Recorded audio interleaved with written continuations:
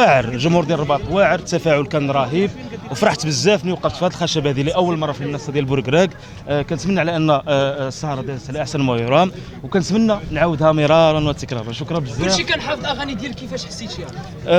احساس لا يوصف صراحه، وتفاعل انا كيف ما قلت لك رهيب، وكيشرفني وكنعتز بزاف الوقوف في اي ساعه تحت لي فيها الفرصه باش نجي مره ثانيه. واش كاين شي فيت مع مسلم؟ في هذه الساعه ما كاينش بالحق، ان شاء الله يقدر يكون، علاش لا. شفنا اللي ما طلعش الزبير. نعم.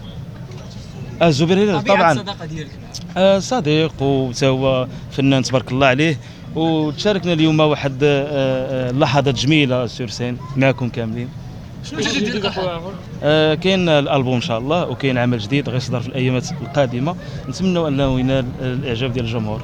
شفنا لك واحد الكلاش من عند الرائد ورديتي عليه غير في التعليق، واش ما كتبغيش تدخل في كلاشات ولا؟ لا وكيل انت اللي شفتي رديت شي حاجه، ما عرفت حتى شي حاجه من هاد القضيه. الحر العوده ديال المهرجان والاعتلاء ديالكم من منصات مره.